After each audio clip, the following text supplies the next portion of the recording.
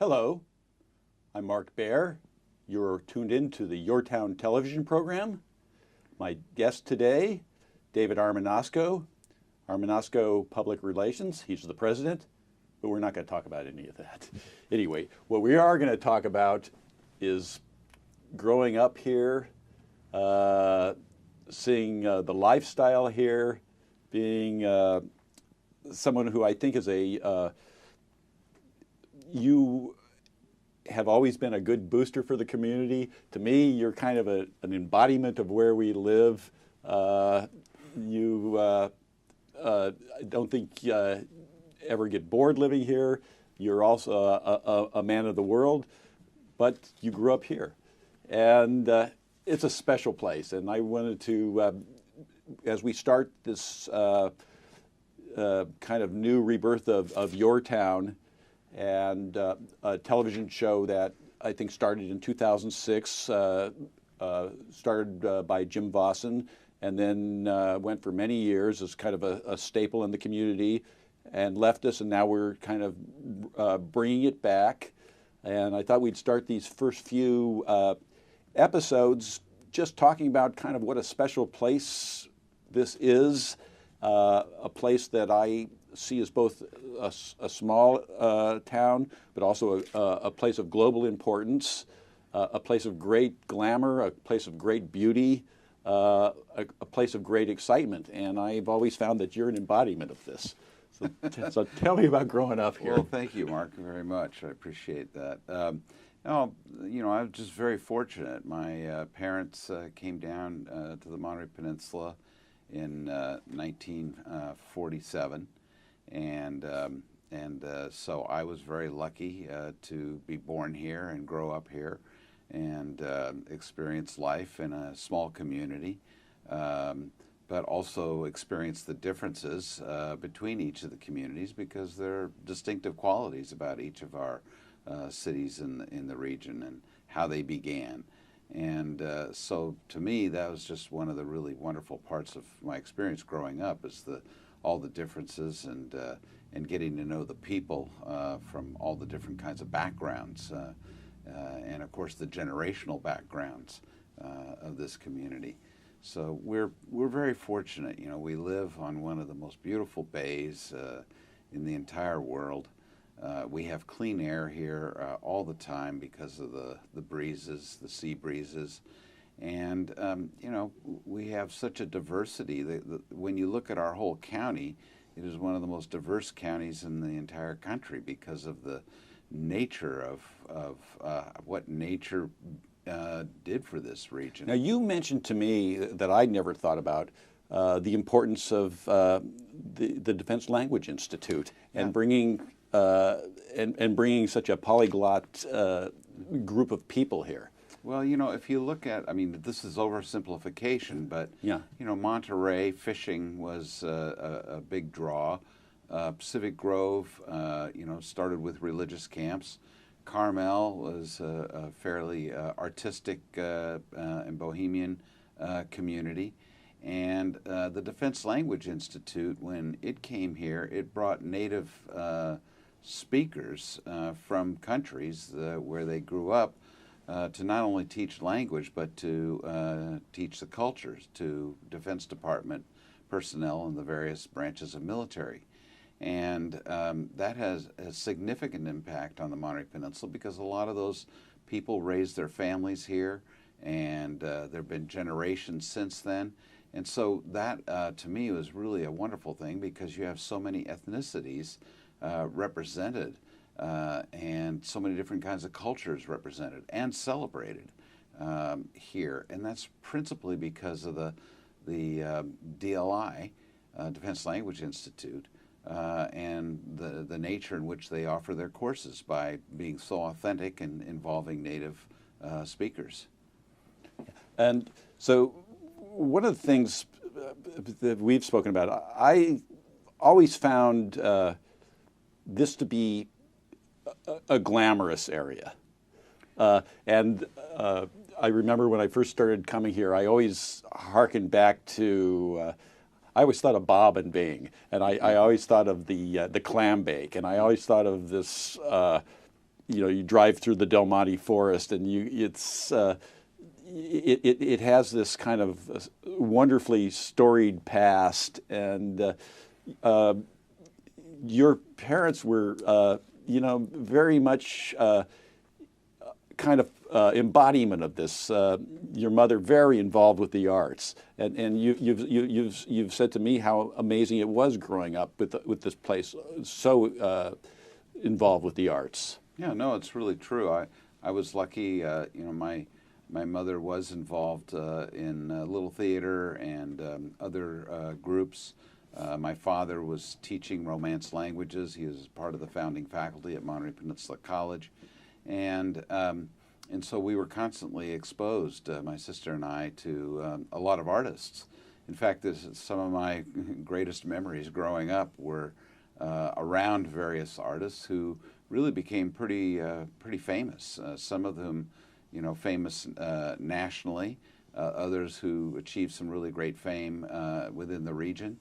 And it was fun to, be able to go into their homes and see them as they are or as they were, and experience real life experiences. You're telling me about the guy who made the tiles. Yes. Yeah, so one of the really great fellows was Ephraim Donor, who a lot of people from Carmel and the coast will remember, and he's been even mentioned in some of Henry Miller's books. But he was a very colorful fellow and very bright.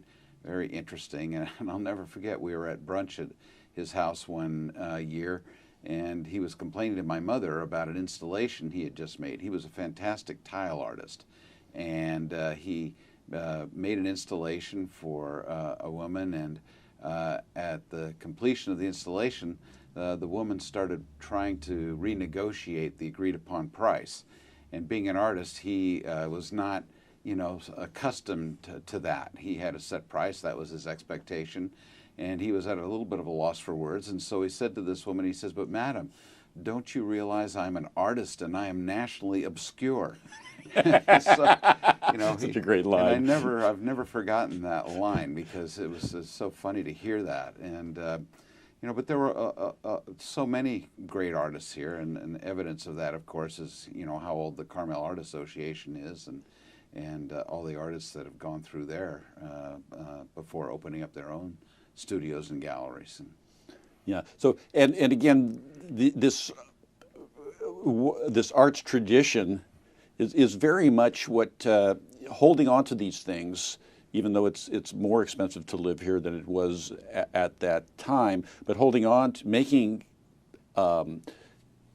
room for artists here is a very and making room for that history of artists here, particularly in the Carmel area, is very important in why people come here. They want to hook onto a tradition. They want to hook onto that history, and it's worth saving. There were a number of people here who became great patrons of the arts, who really supported a lot of artists. I think one of the really notable ones was Mrs. James Tyson, who lived on Isabella in Carmel. She was known as Carolyn Tyson, and she had one of the most beautiful homes on Carmel Point. It was on 9 lots down on Carmel Point, and she sponsored lots of artists. She would have afternoon teas, and artists would just come and sit on her beautiful grounds and paint. Sam Coburn was one of the notable ones who would be there regularly, and she created an environment that was really welcoming for artists that didn't have much, and in fact she would sponsor a lot of them, and that was all the way from painting to film. A lot of Bob Blaisdell's famous films on Big Sur were really sponsored by her, and there were people like that in the area that really believed in the artists, and I think that was also so important to give them the opportunity to pursue their passion while helping them live. And again, we talk about this past, so hopefully somebody out there will hear and say, how do I recreate that? How do I make that happen? I see that as wonderful. How do I create that wonderfulness? And I've seen it many times here. If people are recreating or keeping that tradition alive, and again, that makes this place special. And I see people, doing this reaching out. You talked about watching the Clint Eastwood film play Misty for me. Well, growing up here, it was a lot of fun because I'll never forget when I was in 4th grade, they were filming Summer Place, and so we got to watch them because we were at River School, and we got to go next door to the Mission Ranch where they had transformed it into a East Coast place, and so we got to see the stars, and we got to see them their individual trailers with their names on them. So that that was kind of impressive to us as kids. And then, of course, later on, Clint having made Play Misty for me was really fun because you would see him in his Volkswagen bus just driving down Ocean Avenue with one single camera, in the bus, and he'd be walking down the street. Nobody would even know they're being filmed. And then I remember particularly I got behind, I didn't realize it at the time, but I was behind his Jaguar that was being used in Play Misty for me, driving down Ocean Avenue, and I looked ahead and there was a truck with a camera on it filming him in the car doing driving scenes. So I mean, it's just those kind of little things, that you would see that kind of stuck in your mind as you were growing up here. And you have beautiful memories of so let's talk about some of your jobs, because I like when you're talking about being a kid in Carmel and the police guy would yell at you to get off the sidewalk. And going to Sunset School was kind of fun because we had 6th, 7th, and 8th grade at Sunset School, and I was in the last class to graduate from Sunset School before they opened the middle school. And so I'd ride my bicycle down to school, and sometimes I'd ride on the sidewalk. And I remember one time the police chief, Clyde Clawman, he came along and I heard my name, Armanasco, and get off the sidewalk. So I mean, those were things, and who all the policemen were. It was, because it was a small town, so you knew who everyone was, and it was just a lot of fun. Sunset School was great because on rainy days we'd all go into the auditorium and they'd show Laurel and Hardy movies, Abbott and Costello movies, and things like that. So we always knew on a rainy day we'd be entertained in the auditorium, which was, it was fun. So, yeah, and I believe, so you've seen a lot of change over the years, but it's still a great place. And I think a lot of, and I'm going to talk about some of your jobs. I loved when you worked at the market.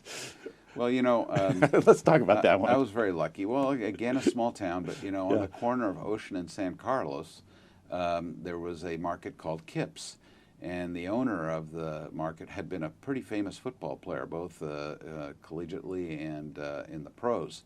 William Marley Smith. Anyway, he was really great. He would employ students, give them the part-time jobs. He had his core group of veteran grocers, and then but the students got to work the night shifts. And so it was a great job after school because we'd close up the store. But being at the central part of Carmel, we always knew where the parties were, and we would, meet young ladies that would come in the store, and we'd tell them, if you want to go to a party, we can show you where it is, or things like that. It was just a lot of fun.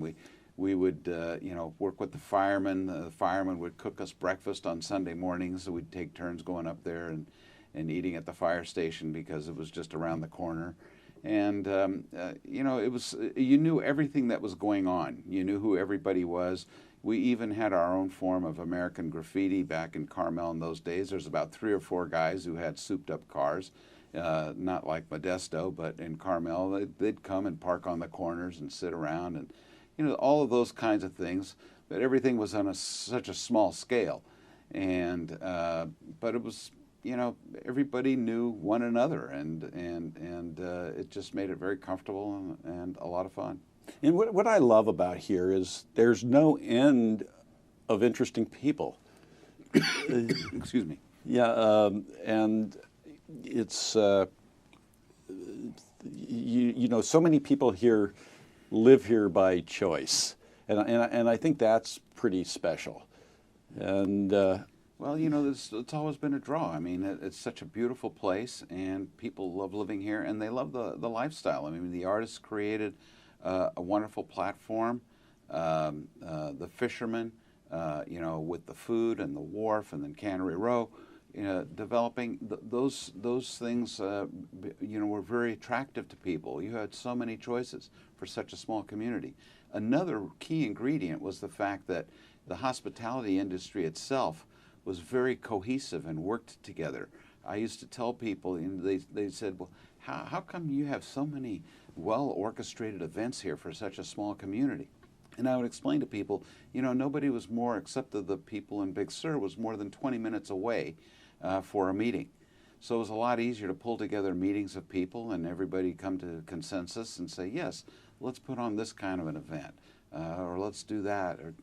And that had an awful lot to do with it in terms of the, you know, things that helped draw people to this community in terms of seeing all the great and wonderful kinds of events that you could participate in, and of course, it just the bottom line is the raw beauty of the area. So I'm going to take these two elements. So it's still this beautiful small town. It's got people with global expertise, experience. We've got the education. We have the wine industry. We have the recreation industry. We have the sciences here. We have so much. How does kind of what's our place in the world and what's our potential? Well, you know, our place in the world is going to continue to, you know, receive exposure because we have more and more of those interesting people who are coming here, especially the second home people. They come here and they remain somewhat anonymous, but we have leaders from foreign countries and of course, business in America who locate here or locate after their careers or during their careers. So there's, you know, quite a bit of stimulation, and they appreciate the arts, they appreciate the Bach Festival, they appreciate, you know, all the different, you know, things that we have going on here. I think that, you know, we can't grow that much more. I mean, growth is really going to occur, you know, around CSUMB and out in, you know, Seaside and Marina. You know, there's a certain amount of growth that may take place, you know, in the Carmel Valley region, but that's mostly a redo of properties because, you know, we're getting to the point where we've really have developed a lot of the properties that could be. Well, this is to be continued. I'm Mark Baer. You're watching the YourTown television program. I'm with David Armanasco. We've got lots more to talk about, so we'll have to wait for another day for this, but we'll be back.